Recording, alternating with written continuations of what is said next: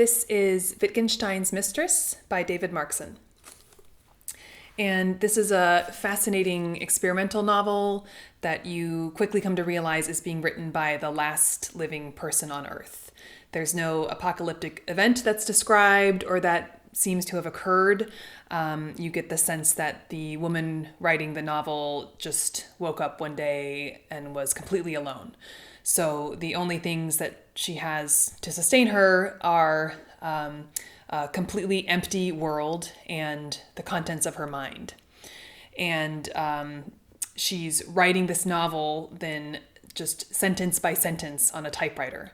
And it's this kind of constellation of her daily routine and sifting through her memories and her more distant past, and then just kind of factoids and trivia and thoughts about stuff she remembers from history and art, and then other things that those remembrances remind her of, and that kind of thing in this sort of strange bullet point tapestry.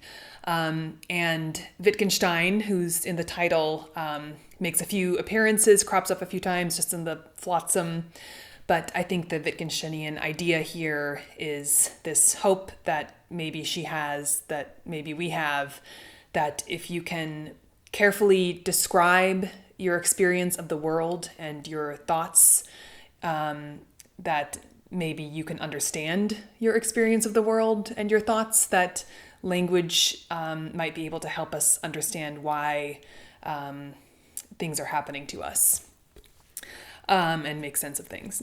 So it's impossible to do justice to this book by reading an excerpt.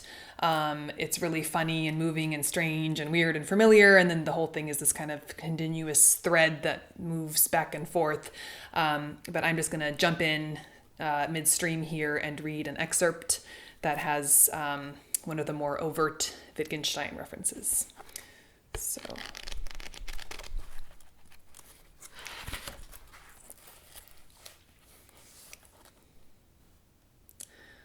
Perhaps I have not mentioned that I am dismantling a house. I am dismantling a house. It is tedious work, but necessary. I do not make a major project out of it, on the other hand. Basically, I treat it in much the same way as I treat the question of my driftwood. Perhaps I have not mentioned how I treat the question of my driftwood. All that will happen, basically, is that now and again I will be walking past the house and a board will catch my eye, and so I will dismantle the board and carry it home. Assuming I am not already carrying driftwood, obviously. Actually, there was adequate firewood here already for my first winter. Well, there was almost adequate firewood here. Later along, I burned certain items of furniture. All of those were from the rooms that I no longer make use of, as it happens, and to which the doors are closed. Now that I think about it, very possibly that is even why I have taken to closing those doors, although I cannot imagine why I would not have made this connection before.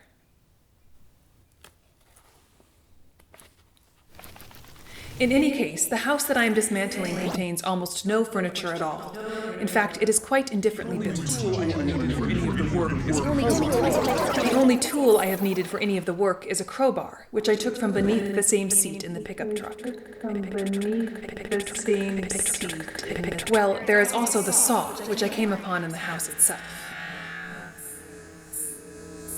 Then again, I do not really think of the saw as a tool for dismantling. Rather, I think of that as a tool for turning dismantled lumber into firewood, after it has been dismantled. Although perhaps this distinction is no more than one of semantics. At any rate, I have no idea why the house should have been constructed so differently. One can only guess that it had been built to be rented, perhaps, rather than to be lived in, which is sometimes the case with houses alive.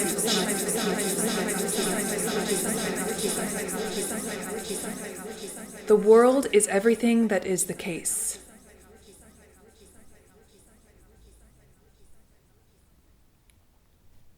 I have no idea what I mean by the sentence I have just typed, by the way. For some reason, I seem to have had it in my head all day, however, although without the vaguest notion about where it might have come from. Such things can happen. One morning, not too long ago, all I could think about was the word bricolage, which I presume is French, even though I do not speak one word of French. Well, perhaps I did not think about it at all, in the usual sense of thinking.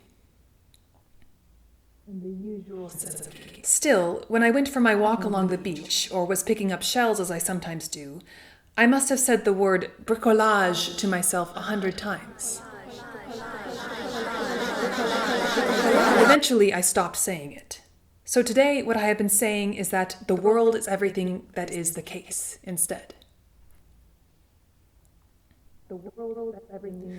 Doubtless, these are inconsequential perplexities.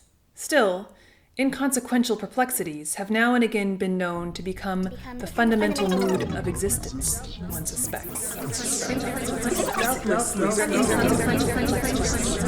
The world is everything that is the case.